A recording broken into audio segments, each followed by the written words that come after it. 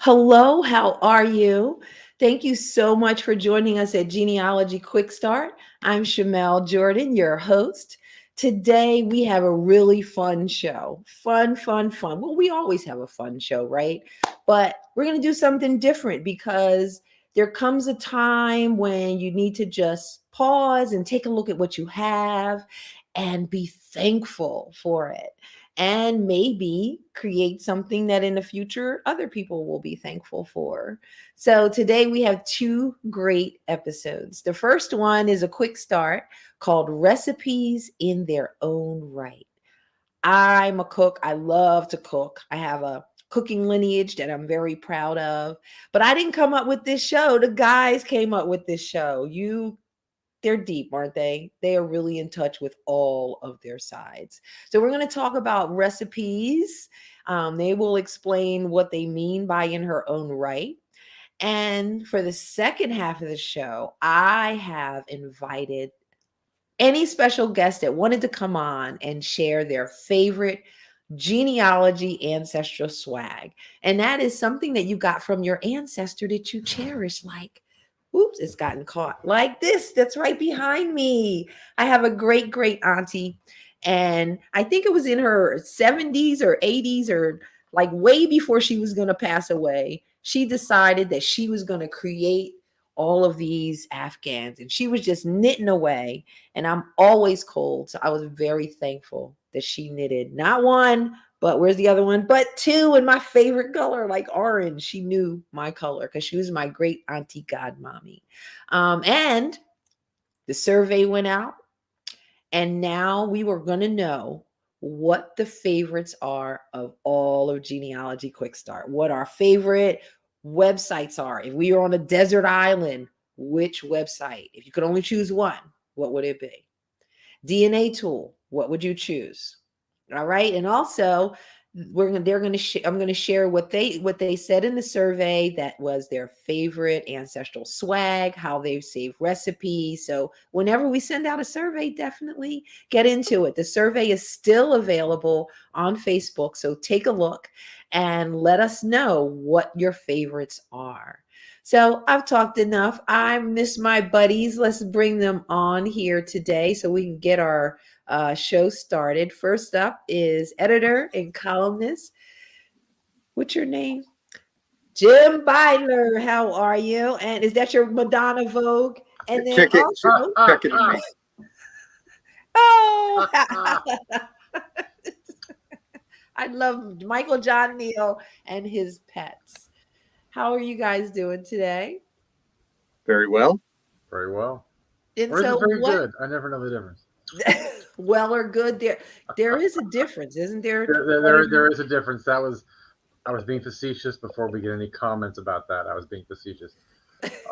And I know Jim, I think he used to edit some piece of paper, so he's probably going to have a comment about this. I just that to math professors, it doesn't make a difference, but it doesn't affect any equations. So Usually not. So today we are talking about what are we talking about today? Our topic is recipes in their own right. So what exactly does that even mean?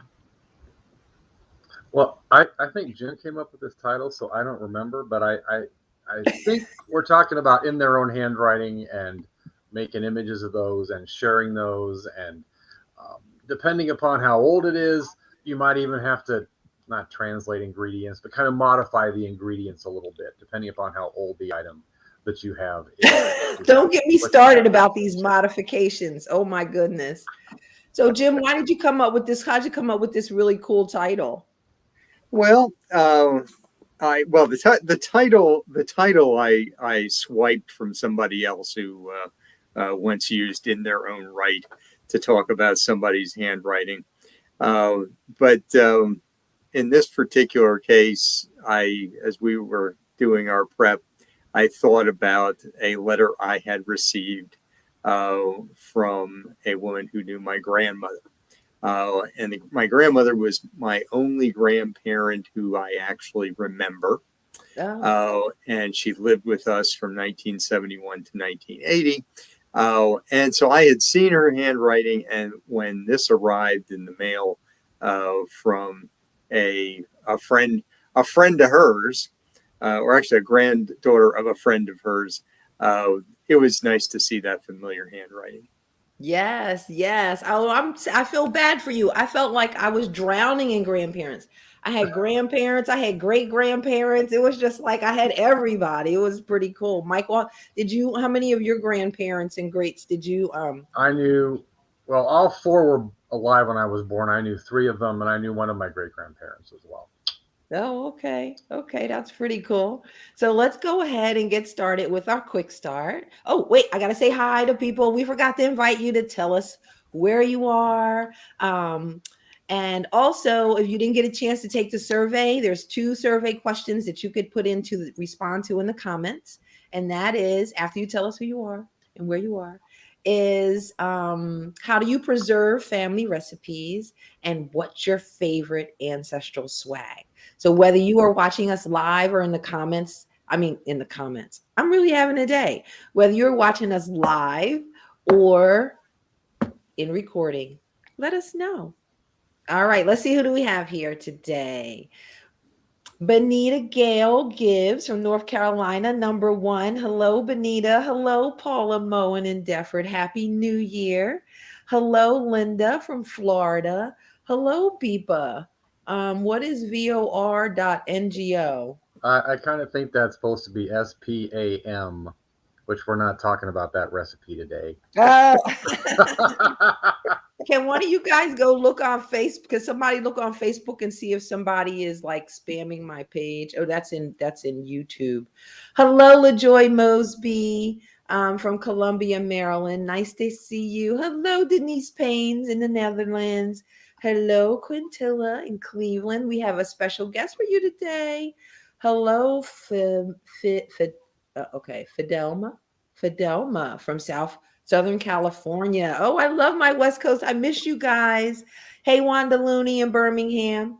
So nice to see everyone. Thank you so much for joining us. Let's move on to our quick start. So, what is step 1 for recipes in their own right? So, step 1 is have an appetite for genealogy. This shouldn't have been the first one. I can barely pull myself together. Me and Michael laughed about this for like a half an hour. I still haven't figured out why you think it's so deliriously funny, but hey, whatever trips y'all's trigger. So sometimes in life you have to laugh when you can. We're just gonna leave it right there. So we all have an appetite for genealogy. So step 1, move on. Step 2 is to gather family recipes. So how do you guys, I know for us, I know a lot of families do this, but for our family reunion fundraiser, there's some company out there where you can gather the recipes and put them into a cool cookbook, which I'm going to grab ours. I'm going to get in trouble because I didn't bring it right here. But the neat thing is that I did, since I talked to Michael and Jim and they brought up this idea, is I said, hey, Mom, where are the written recipes that people submitted? And so think about that. Think about that. All right. A lot of, some people get you asked to get them. The ones I have, they were in things that were in my parents' house. I have, they were thrown hither and yon, and I've gathered them and collected them and tried to keep them in one space. But the ones that my great grandmother had written, ones that I had none from either grandmother for reasons I won't go into, and then a few that my mother had written. But you might find them in your tucked away, not with the family pictures. These are things that get stuck in if you're cleaning out somebody's house. Usually they're in the kitchen, And so, seriously, and surprise, and they may be tucked in a recipe book, or you may find them stuck, in the cabinets, who knows where. So, when you're cleaning out and going through things, if your recipes are important to you, make sure you don't just dump the pots and pans and ignore that. There may be stuff tucked in that, in that part of the home as well. Yeah, my mothers were all in a cabinet in the kitchen, and thankfully my girlfriend Terry, when we did a general cleanup of my house some years ago, she went through and plucked out some of the best, and I now get my mother's recipe blueberry coffee cake every Christmas. So Oh, you didn't share that with me. no, that one's top secret, but. I love that. I found the Tumor Family Cookbook. It's, the general. We didn't make that up, but it is very well worn. It's all written. I stuck some papers in there. People still ask for it, and we actually printed another one. So any tumors out there, anybody, we have copies. Let me know. Well, one thing I made sure before I left the employ of Legacy Tree Genealogists, they had declared that their annual gift to employees for next year, for 2022, was going to be a cookbook. And I submitted a few. I said, I understand you're not going to pay me anymore because I'm leaving, but I would dearly like a copy of this cookbook. So, and they claim I'm still going to get one. So.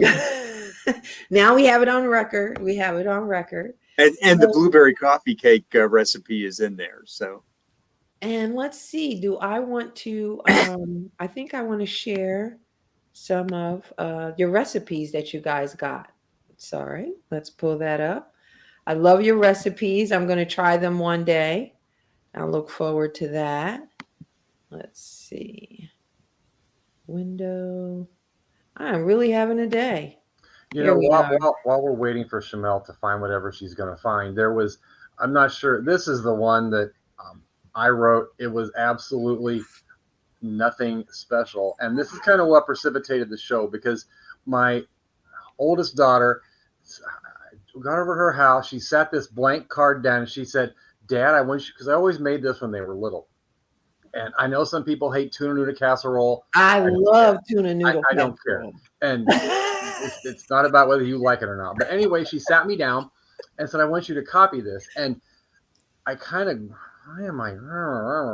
girded around about it. And when I got halfway done, I realized why she was doing it, because then it would be like the title we had today. It would be in my own handwriting. That was why she had me do it. But sometimes you'll get a little resistance when people, if you ask living people to write these down, you may get a little resistance, because I gave a little resistance to yes. But that was kind of what brought this topic. I have never put fried onions or mushrooms in my tuna noodle casserole, so I'm gonna have to try this out. What kind of noodles? When you say package of noodles? Well, it's kind of optional. I would always use whatever I had in the cabinet. Like elbows?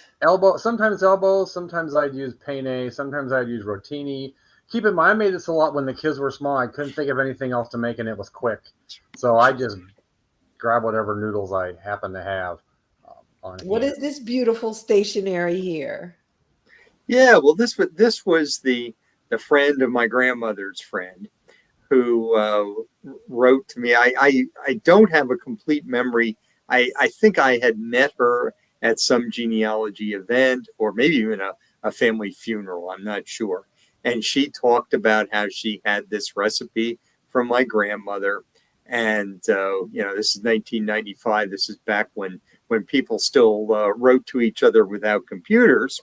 And so Sarah Kress sent this to me with this additional letter of background with a little more information about how, where her family was from. I mean, we're both from Berks County.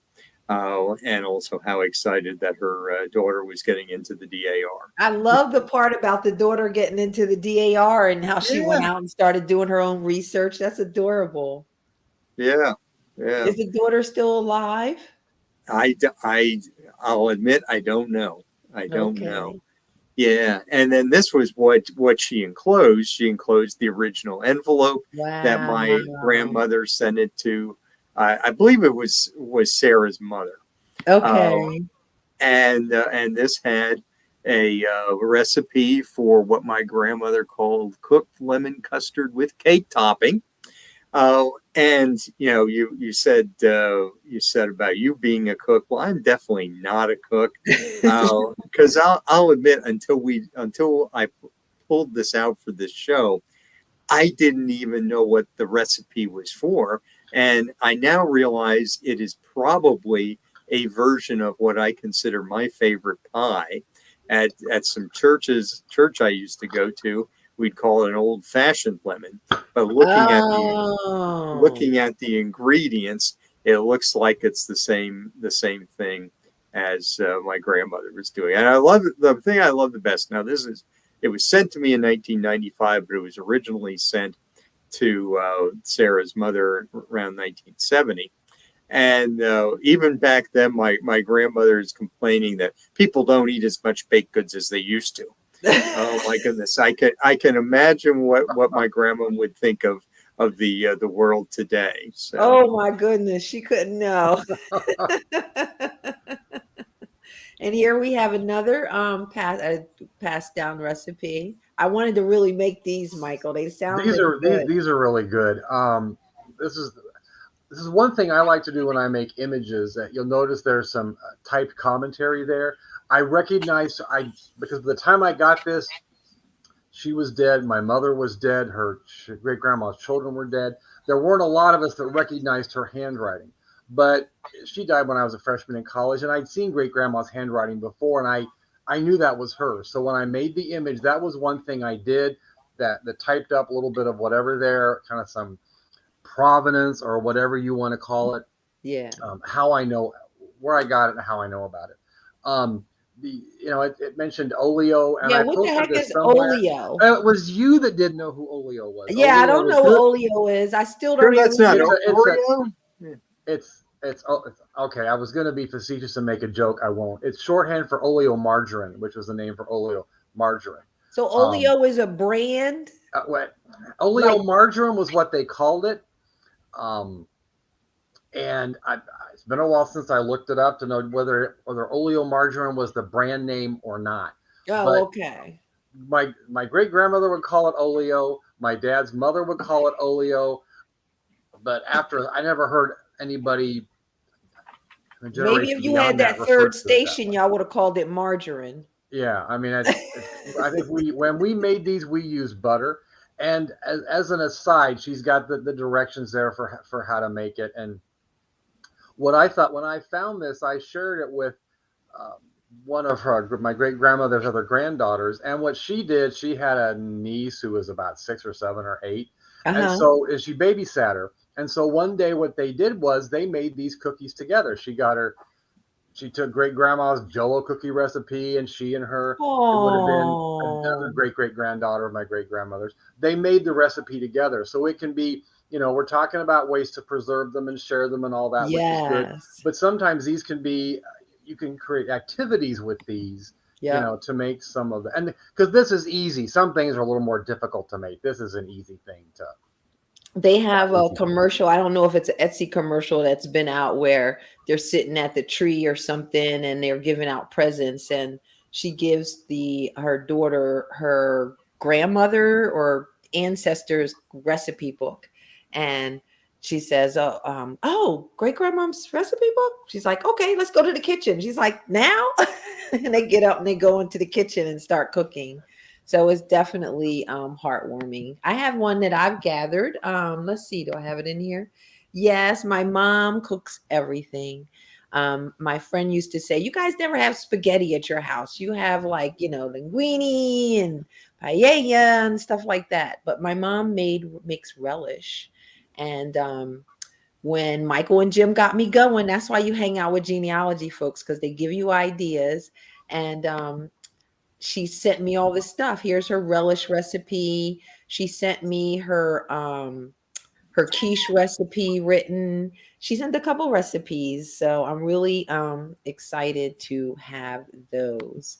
So we asked, how do you guys preserve your recipes? And let's see what you put into the survey. So we have a blog And I helped. Oh, that's so cute. And I helped. So it looks like someone was helping an ancestor cook. Um, Someone sells themselves emails. I used to do that. Someone created a family cookbook for their daughter. Very nice. Yes, yes, yes. Trying to get family members to contribute is a challenge because you basically have to sit with them and write the recipe sometimes. Your sister has a notebook. Hopefully, your sister's sharing. Binders with photos. Nice addition. I like that. And then a small notebook binder. Let's see. I think we had another one. Nope. I think that was it. I love the blog because it's really going to be there for a long time that way. You know, when I posted this to my Facebook group, and another suggestion they had, somebody took a picture, kind of like I did one of those, of must have been a food that had a Christmassy theme to it or a holiday theme to it. And instead of sending a family picture of herself and her husband or whomever, she sent a picture of the recipe in her Christmas cards with Oh, a that's little bit of the great. provenance on it. And, you know, if it's somebody you've known forever and you know what they look like, that's, you know, it's okay. They look pretty much the same one year to the next. So I thought that was kind of a little bit different idea and a different way of sharing it from what we might think sometimes. I love that. I could do that, especially since I'm not making all my Christmas cookies anymore. People might want the recipes, or they'll say, "Don't send me the recipe. I just need the cookies." So, oh, Michael, I put genealogy your genealogy tip of the day, reminders on a noodle recipe from a That noodle was, recipe. yeah, there's an image of another one there that my mother had written down. And that was one my grandmother had. And her recipes are like a lot of people's recipes. They were in her head. And mother had tried to get her to write it down or tell her, and she couldn't even really tell her. And the image is on the blog post, but it ended up egg yolks, and grandma must have used eggshells as a measuring tool when she put the cream in. Oh my goodness, that is so she did the measurements by how many She egg would yolks. put eggshells, and my thought was that kept because cooking is about proportions, and that kept the proportions where they needed to be. But I thought using eggshells was, um, and then she's very That's unspecific about the ingenious. I've flour. never even heard of that. The flour is just until the dough is thick. Um, you know, and there's a few other comments about the recipe not having to do with food. Um, but when I posted the image, it says 4 eggshells cream. And the way mom wrote it, I had people not understand what she meant. And it makes a good point about a lot of things. We might understand something when we see it, but somebody else might not understand it. Recipe writing is an art. Oh my Yes. God. There's a difference between a T for teaspoon and a T for tablespoon. A big T and a little Yeah. T. So I put the link to the article. It's a great article. I invite everyone to take a look at that. Let's take a look at our other steps. We got stuck on the gathering. We like to gather everything, right? So step 3 is then to preserve the recipes. So Michael, how do you preserve your recipes? Well, I mean, I haven't done the cookbook, but your idea of a cookbook is a good idea. I treat them like photographs and other paper ephemera. I take images of them. And I try to, where I can, like in the one that we saw earlier for the Jell-O cookie and for the one that's on the blog post, if I know who wrote it, I'll put that down. I'll put the date that I made the image. If I recognize the handwriting, then I'll do that. You know, I'll say this is so and so. I recognized it. So you get a little bit of provenance in there as well. Yep, You are great. metadata man. I And the thing know. is, see, I don't without having that whole what do you call two datas that encounter each other? Metadata. But that's supposed to be a joke. Not a very good one apparently. But that metadata, I never pronounce it right.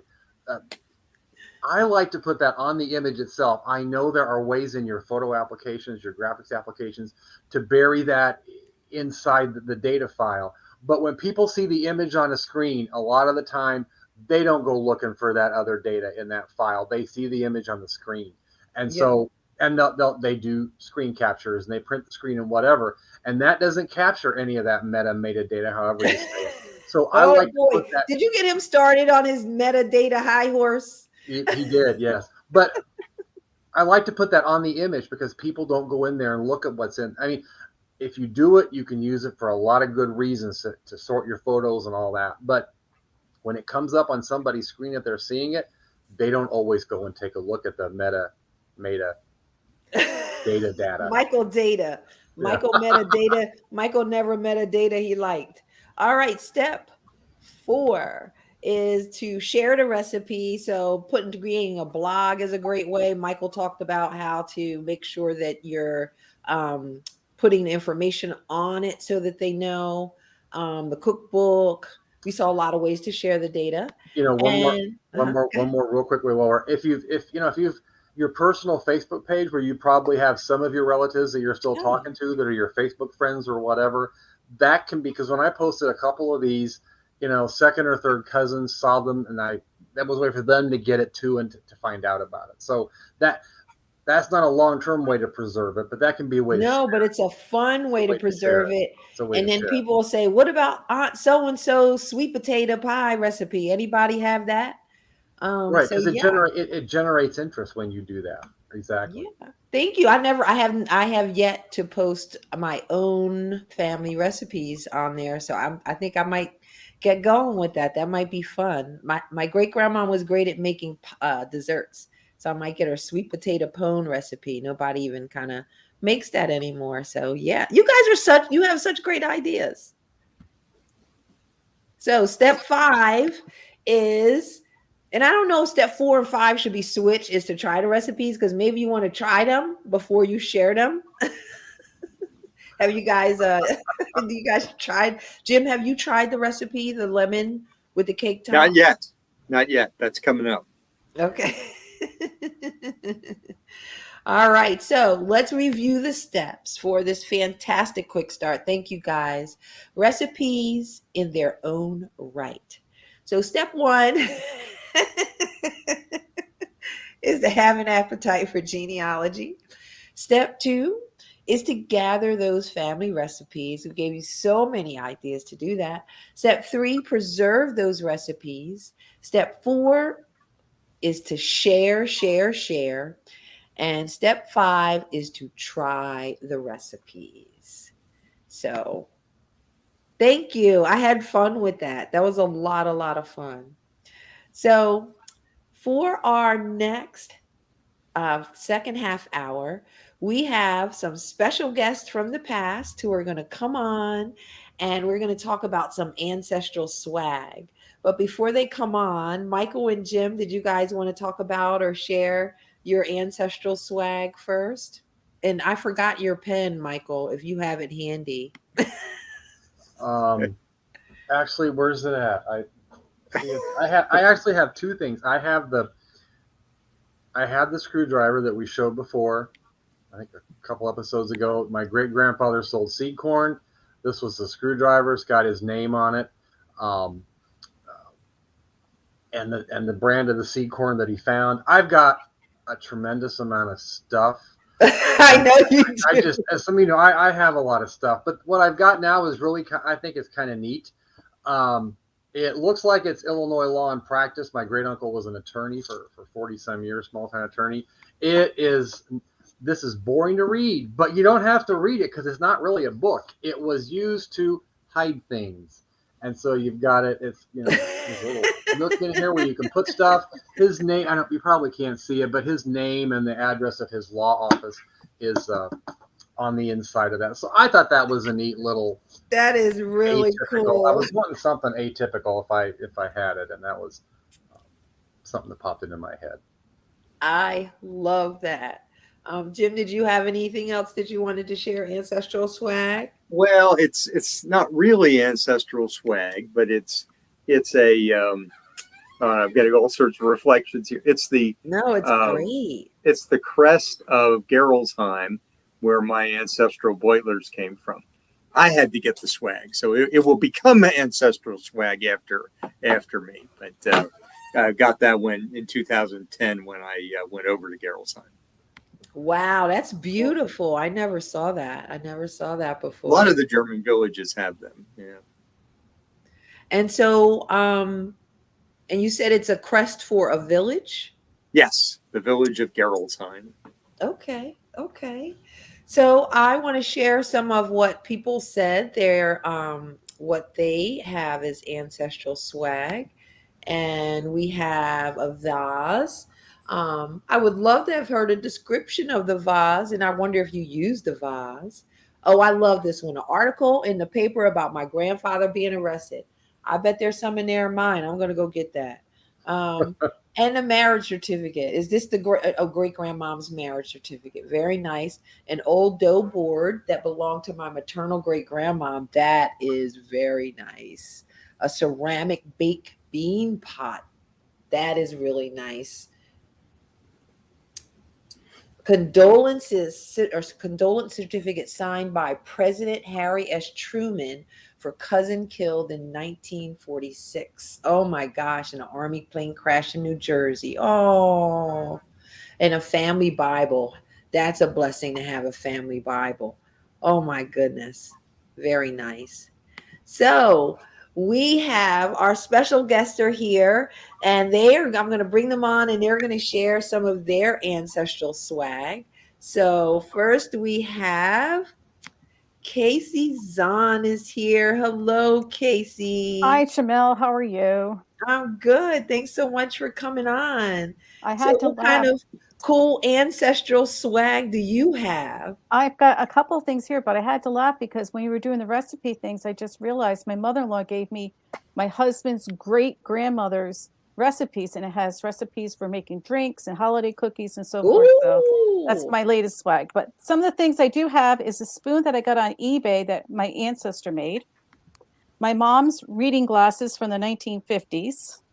This summer, my cousin Tim gave me not one, but 2 and 3 pictures of my family, including my great-grandfather.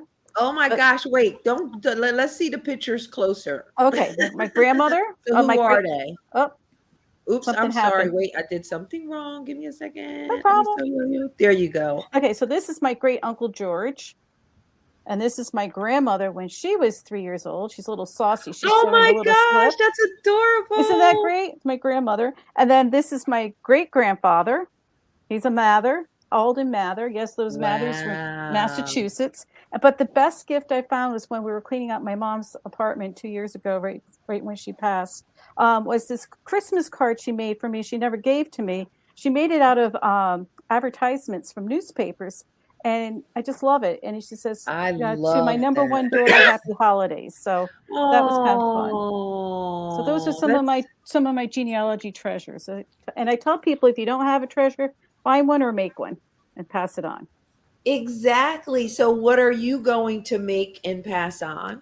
I make Christmas cards every year. I was laughing when you were talking about the recipe with the Christmas cards. I said, I didn't think of that one. But every time I find something new for genealogy, I make a Christmas card, and that becomes my Christmas card of the year, whether it's a newspaper article or an advertisement. One year I had a picture of a sleigh with reindeer talking about one of my great uncles who was in Russia, worked for the Russian fur company back in the 1890s. And So wait, the reindeer, that he had a bubble that he was talking about family history? This was just, he was talking about, where he was from in Connecticut and happened to be living and working in Russia. It's kind of cool. That is very cool. Yeah. So I try to do something every year like that. That is very cool. Michael and Jim, so we know Jim has one piece of swag. Are there any other swag that you're going to pass on or create to pass on besides your tuna noodle casserole? I'm not sure because I've got so much stuff. There's a limit. In fact, I destroyed my great grandma's great grandma's butter paddle when I was 5 years old. Oh, okay. I thought it was recent, but yeah. No, I destroyed it. I did. I threw it in the garbage, but. And why? Well, did you get hit with it? Were you bad? Short version of this story is my dad's brother told me when I misbehaved, Grandma was going to spank me with that butter paddle, and I should put it in the garbage. And so I did. I put it in the garbage, and Grandma put it in the burn can, and it got burned. And I never got in trouble for it, but that was the last time my uncle ever told me to do anything. I kind of have a suspicion Grandma gave him a tongue lashing is what happened. Okay, I'm going to ask the question. What question am I about to ask you? What is a butter paddle? It was using a butter churn. Oh, okay. Okay. I thought you were going to ask us the question of the week, which I've forgotten what it was. So it was using a butter churn. So we have another special guest. I don't know if Debbie actually was a special guest, but She was a surprise guest. You knew that. She's special.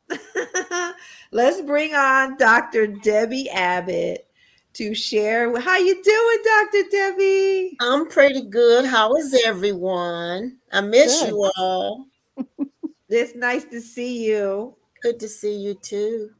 So you said that you have some ancestral swag that you would share with us. Yes, and I forgot. I don't know if you can see this or not. It's a picture because I can't take you upstairs.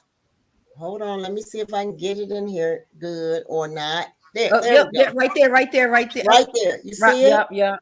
yep. I have my grandparents' bed. And that's the bed that as a little girl, I used to think it was the biggest thing in the world. And I only could get in it when I was sick. Okay, And I that would was wake a sick up in bed. it. I don't remember climbing in it or anything, but I would wake up in it when I was sick. So I have their bed, and then up above the bed is a photograph or a picture, a painting. It's not a photograph, it's a painting that my grandmother bought when she first came to Cleveland in 1920. And she got it from like a Goodwill. So I have that. And then when I was in that room, hold on a second. I've always got something else. Oh, I didn't mean for it to close up. Wait a minute. I love that bed, and I love the story of the bed. It was like a bed of comfort. Yes. Do you get in it when you sick now? Second. Huh? When you sick, do you get in it now? No, that's the bed for my guests. Oh, okay. When my guests come to visit, that's where they sleep. But I realized that, hold on a second, I closed it out by accident. I realized that also in that room is I don't know, what do you call where you hang your clothes? I'll show it to you in just a second. Oh, entourage. No, that's not right. That's not the right word. I know it's that big wooden thing that sits in the corner. Yes, wait a minute. Armoire, that's it. You see it now? Yep, yeah. I see it. Okay, and it's at the foot of that bed. So that's their what you call it? Armoire. That's it. And that's where they used to hang wardrobe. Thank you, Kathy. That's where they hung their clothes. And so I have that. And it's just like it was when they had it. And of course, I had to put something inside that big door because it won't close now. So I have that. And then the other thing that I have is a magazine rack that my grandfather made. It's in that room as well. And a throw that used to be on the back of the sofa. And so all that's in that room. So that's my grandparents' bedroom, and they're not there anymore, just me. Oh, that's so sweet. So, Dr. Debbie, what are you going to leave for your family to remember you by? What kind of genealogy swag are you going to give out? Well, I think I'm going to do recipes. I cook, and I've taken recipes from my grandmother, and I've tweaked them, so I don't even remember what the original recipes are, but I make my own and I tweak everything. And so I think I'm just going to leave recipes for them. So you're going to write up the tweaks? Yes. Oh, okay. I like that. I like that. Ancestors tweaked. Yeah. Like I And we gave you could- one. And how are you going to tweak oleo? Huh? Do you know what oleo is? Oil? No. Yes, probably. So D. Wilkins, was that Casey? My understanding, oleo was an old brand of margarine. Yeah, And it's later, oil. margarine was often referred to as oleo margarine. Yes. Yeah. Okay. I knew it. Yay.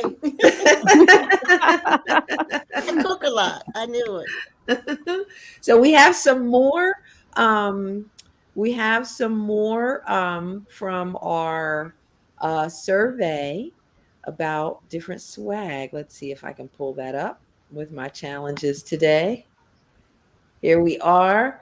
So, I would love this, postcards from many European countries in a binder so that you can see all the places you travel. That would be a good hand-me-down of all the postcards that you got. I'm an avid cook and a recipe collector as well as a scrapbooker. So it's become a family scrapbook style recipe binder. That's nice. Land from formerly enslaved ancestors. That's some serious swag that's been in the family for over 100+ years. That's some nice cool. swag there. Yeah. Oh my goodness. I would love a manumission record. Very cool. Tax documents. Yes. All of your documents are swag. We are swagged up in that. Just like Casey, the wired rimmed glasses. Would never have thought to save anything like that. And a quilt. A quilt is always, always very comforting. You could use the quilt in Dr. Debbie's comfort bed. So let's see what everyone else, if anyone else, we have some swag. Judy just likes the term swag. She has lots of swag. So Judy, what's all this swag? Let's hear some of it. Now Denise is saying she realizes how much you have yourself. Denise, what do you have? Dr. Debbie Quint said hello. How are you? All right, let's see. Did we have any other swag put in? Hello, Dean Henry. Welcome. Hello, Casey Adams, who remembers Oleo. Hello, Vonda Fax from Maryland. And Casey Adams is Ohio. Is that one of yours, Dr. Debbie? Probably. We also did a poll of genealogy quick start favorites. So we wanted to know if you were on a desert island, right?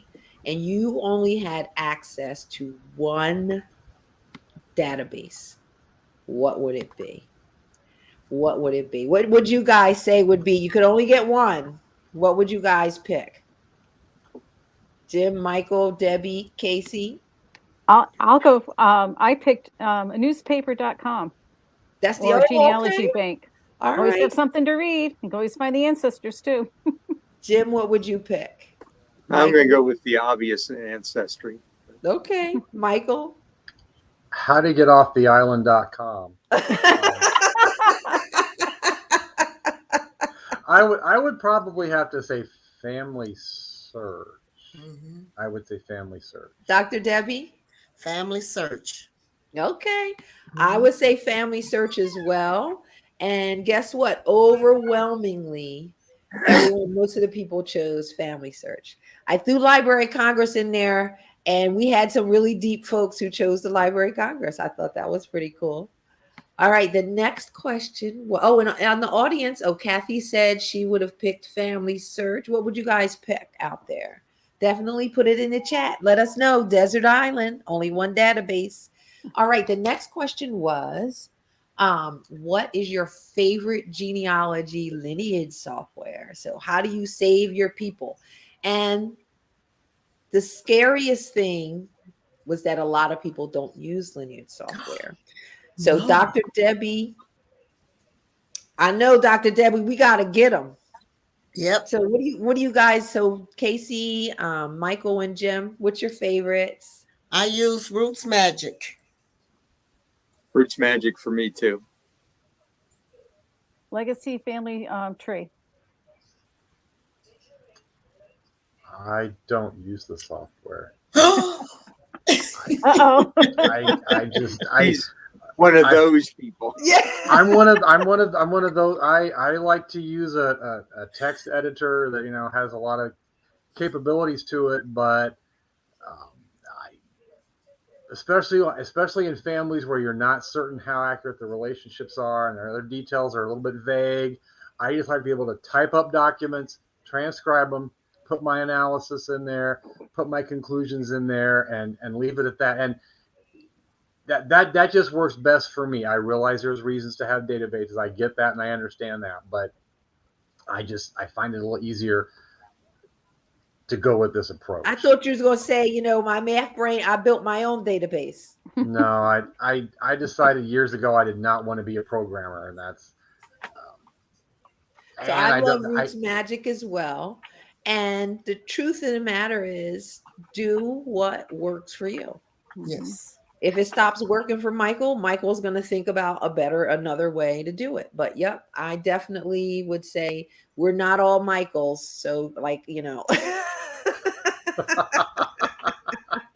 so overwhelmingly there was either people were using Roots Magic or we're not using software at all. So Dr. Debbie is going to do she's going to have a whole segment just on why you all need to do this.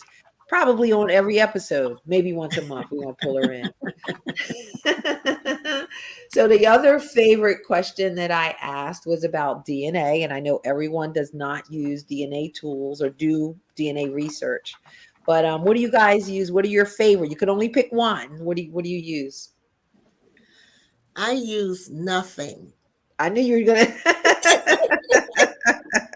Dr. Debbie has not been pulled in yet. So, Dr. Debbie, what did you just say? DNA gets in my way. There's a place for it. There's a place for it.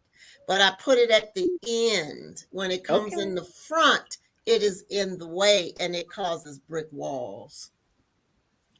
Dr. Debbie has spoken.